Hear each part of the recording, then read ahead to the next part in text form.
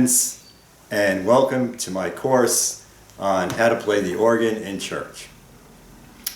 This course is for church musicians with basic music theory and keyboard skills who want to learn how to play the organ.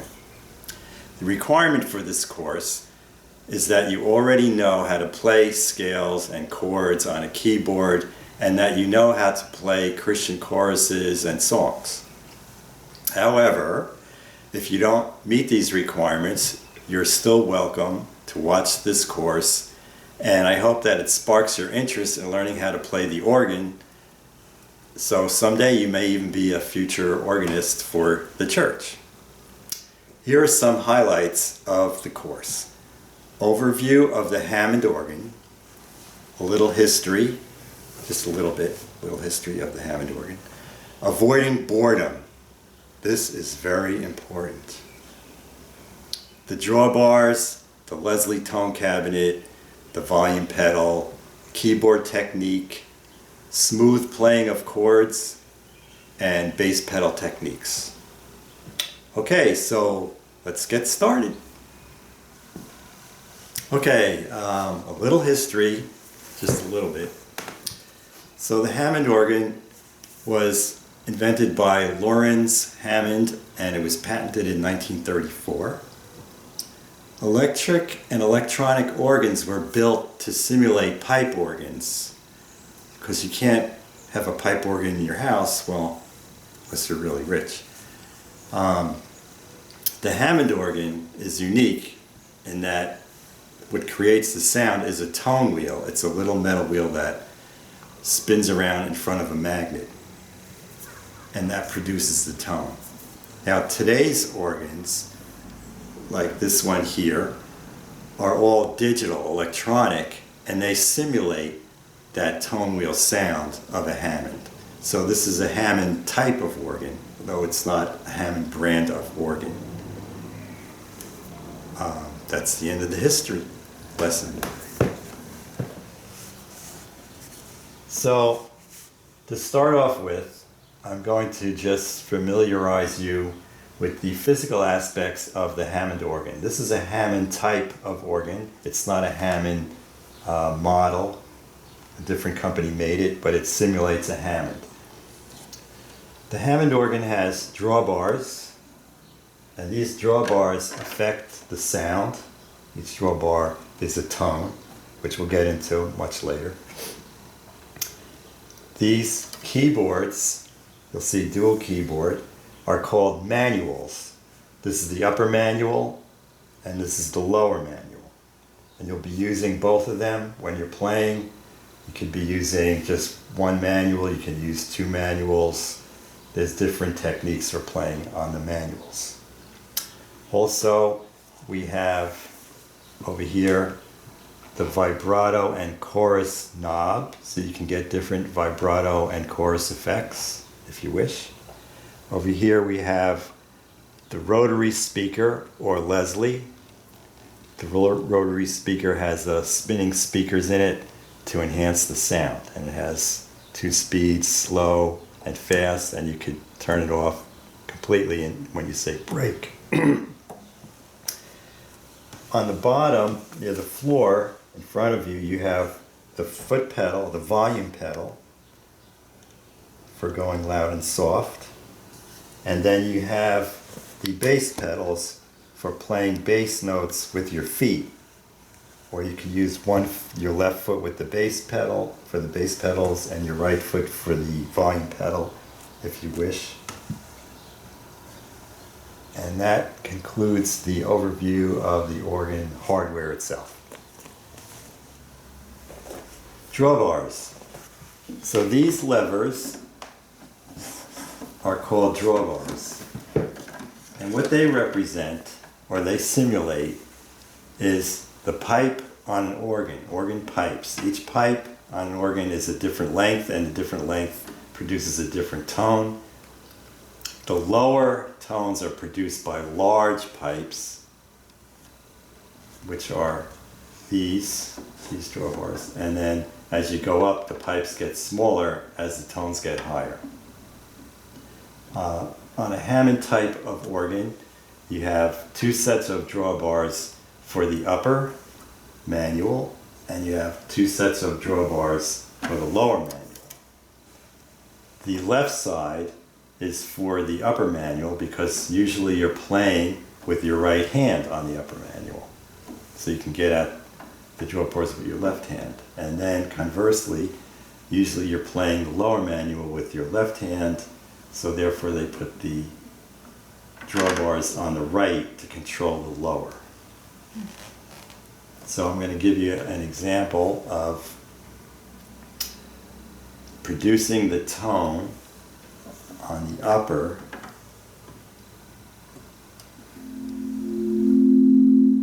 This is one pipe. This is a 16-foot pipe, so it's a big pipe on the organ. This is a smaller pipe. That's a smaller pipe. Smaller pipe. Smaller pipe.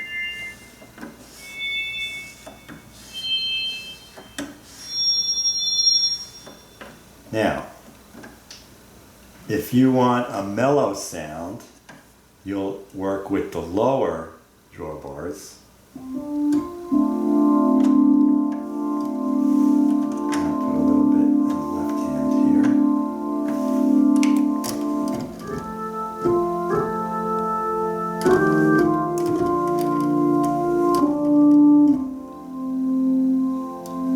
So that's a mellow sound.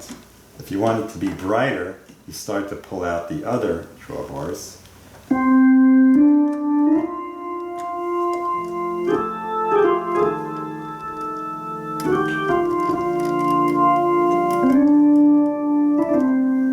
And then if you want to get, this will give you more, make your sound more dramatic as you bring out the brighter tones.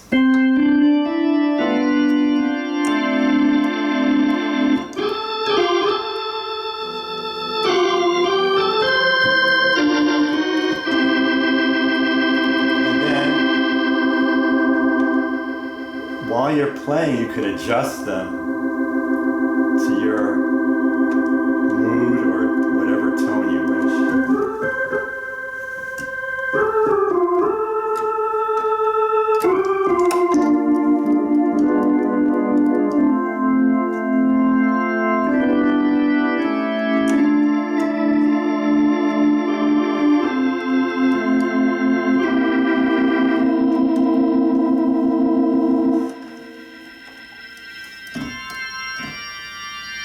So I can get really soft if I want, or I can get really loud if I want, if I pull out all the stops.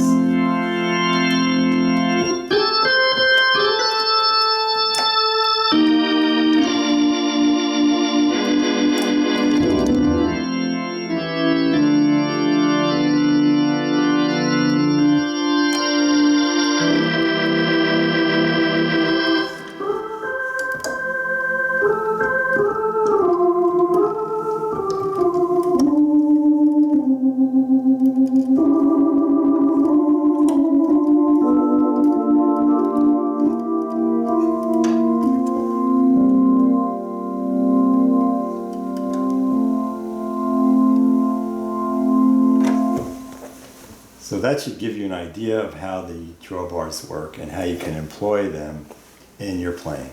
And it also makes it more interesting and less boring.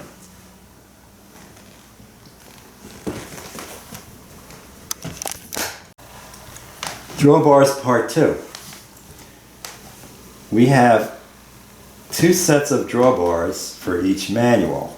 Set A is the left one and set B is the right one.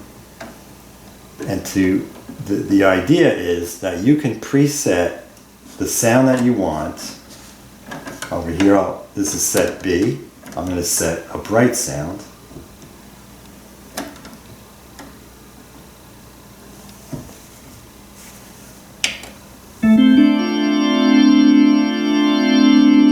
And then set A, I'm going to make a softer sound. Now, the the drawbar set buttons select A or B. So right now I'm on A.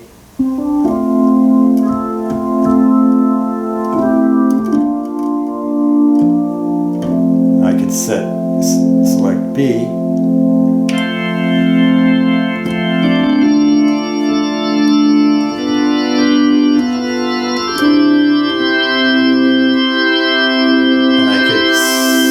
Back again if I want.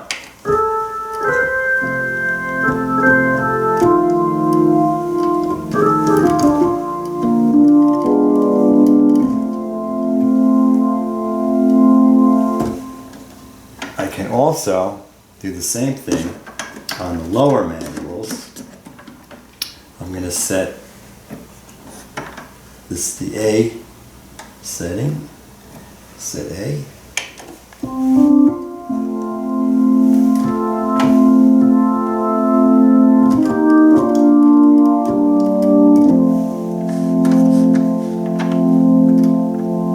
Set B on the lower. I'm making it brighter. And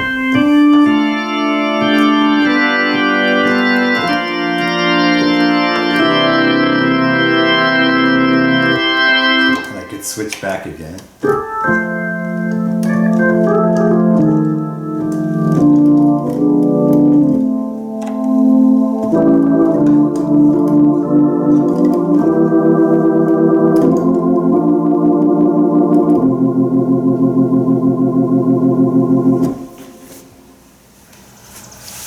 Drawbars Part 3. Avoiding muddiness in your sound. Okay, so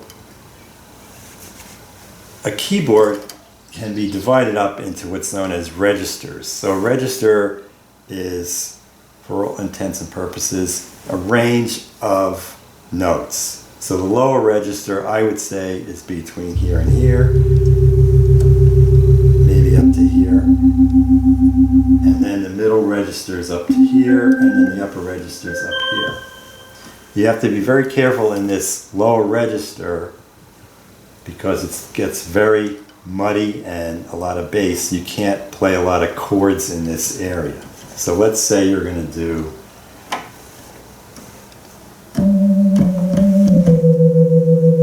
that. Sounds okay.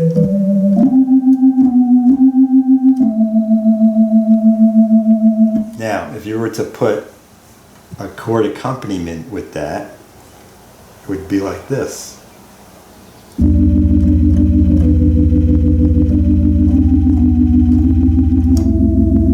See how muddy that sounds down there? It's not good for chords. But if you want to play in this area of the keyboard, or in this register, you could cut the bass with your drawbars. Still, this is kind of low.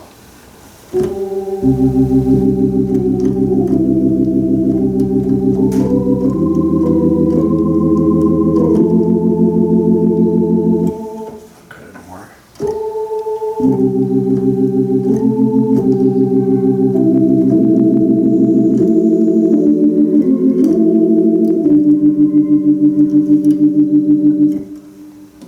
Now, another thing you can do is you can set up your lower manual accompaniment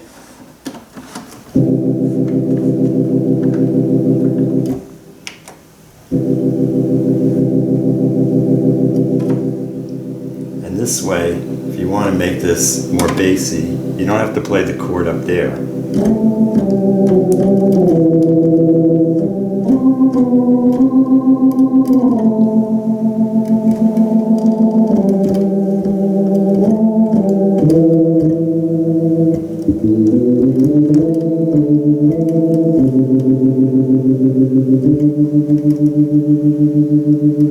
So, there's different ways to avoid this muddiness situation in your playing and avoid too much bass sounding. You have to be very careful in this area, especially if you're using just one manual to play and you have an accompaniment in your left hand and you're playing the melody in your right hand on the same keyboard.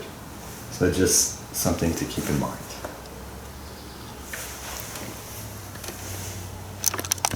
Another device that you have at your disposal with the organ is called the Leslie speaker or Leslie tone cabinet or rotating speaker cabinet. Most of the modern organs today that simulate Hammond organs also can simulate pretty well the Leslie speaker. Leslie is the brand name of the speaker. Other companies make rotating speaker cabinets.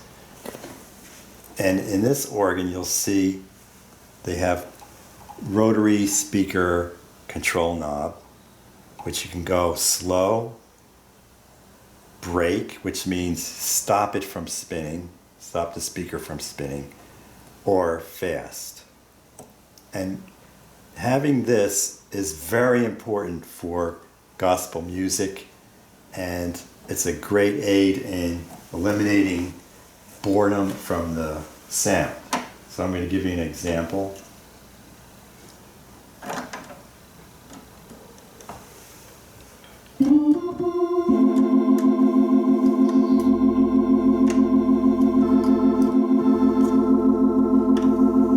So right now I have the fast speed on.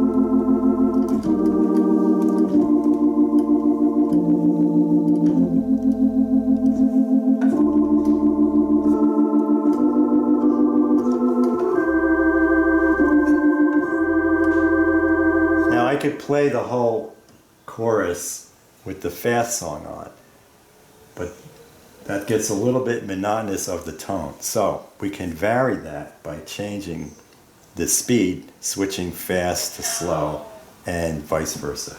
You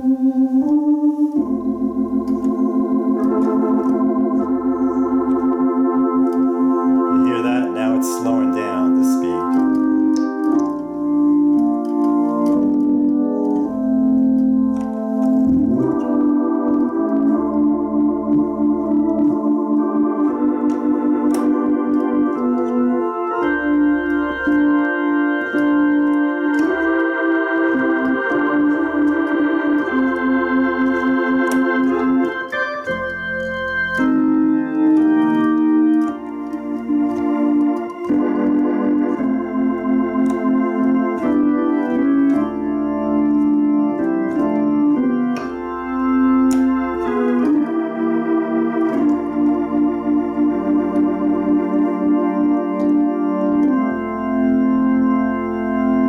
Now, if you hit the brake or switch it to brake, it'll turn this rotating speaker speed off. Let's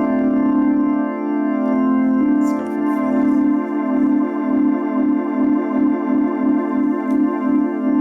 Now you can hear it slowing down,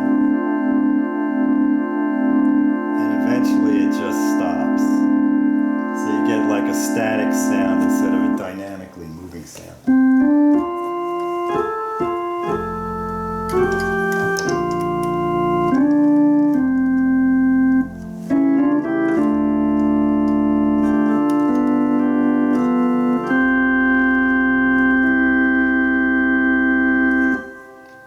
So there you have it. Slow speed, brake, fast speed.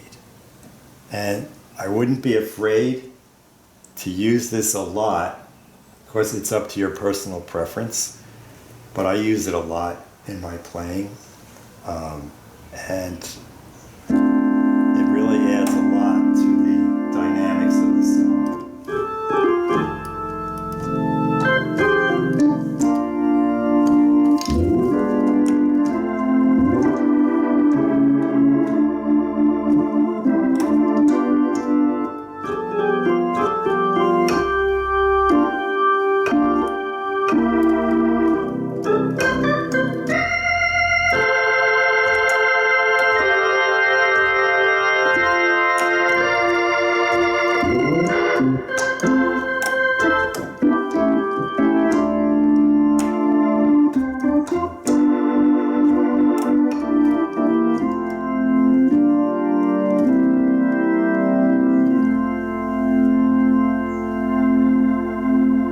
nice way to end a song is if you're on the slow speed and you're holding the last chord, switch it to the fast speed, and vice versa.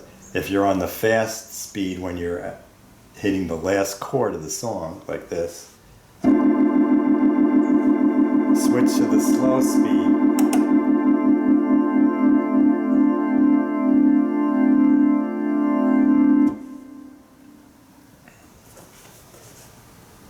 And there you have it for the rotary speaker effect.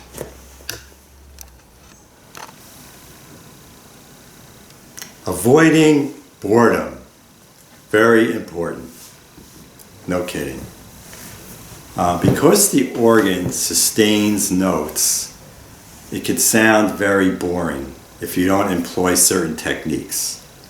The piano tends to be less boring due to its percussive nature of sound. So the sound is changing. As soon as you hit the note, the sound is changing. On an organ, when you hit the note, it doesn't change unless you make the change to it. There's many techniques that we could use to avoid boredom, using the volume pedal, use of drawbars to alter the sound,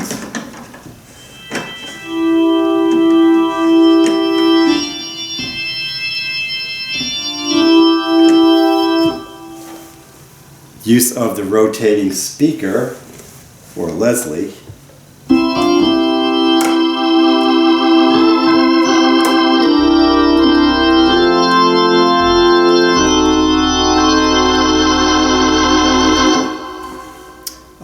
various keyboard techniques, glissando,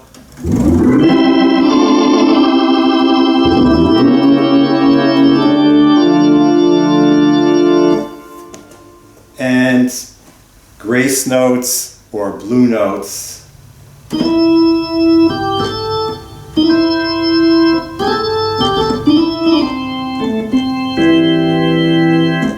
which we'll get into in more detail in further lessons in the course. Okay. The volume pedal and technique. The volume pedal, as you would guess, makes the sound louder and softer. As you depress the pedal, it gets louder. As you pull back, it gets softer.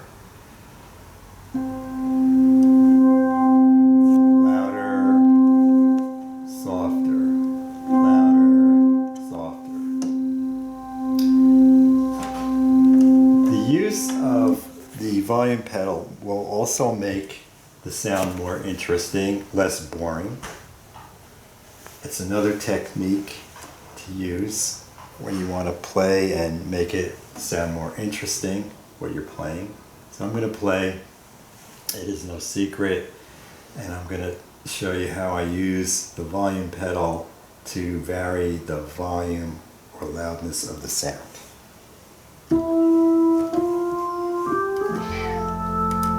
I got my pedal all the way back now.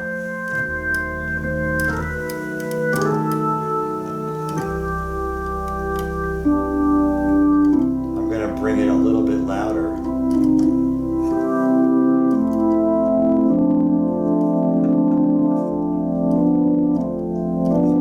I'll bring it back down again.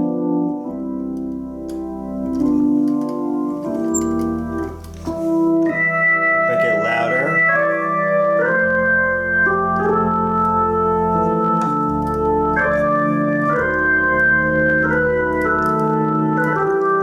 Softer. A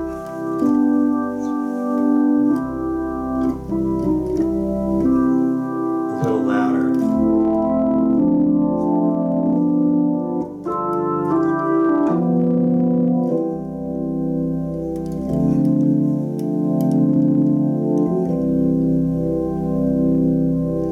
Now I have to say, this is something that is extremely subjective and depends on the individual musician, how he or she feels the music. Everybody is going to be using the pedal differently. One way to learn it is you can watch another musician, organist play and see how they do it and then try to imitate that. But eventually you're going to be feeling it your own way and you're going to put your own feeling into it. And that's what it's all about. It's the individual musician is giving his own take on the music and his own feeling of it. It gets to be very natural and you don't even think about it after a while.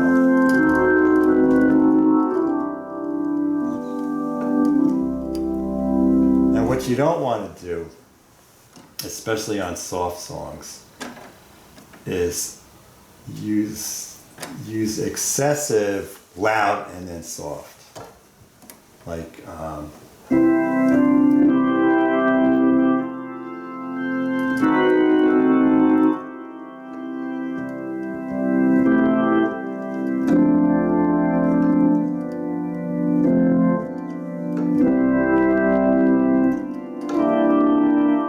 being a little ridiculous with it, but you get the idea.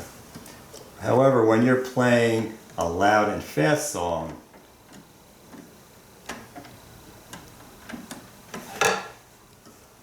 it's less noticeable, the change in the volume. So I'm going to try a fast song.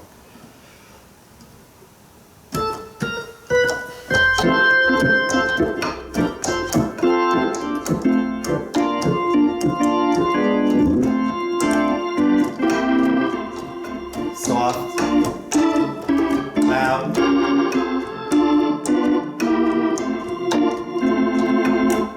soft,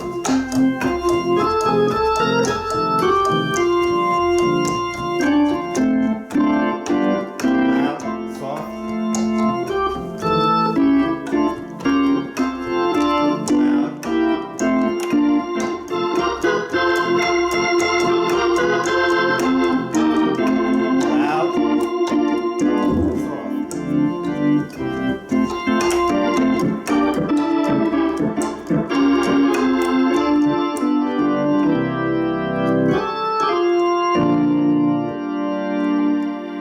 soft.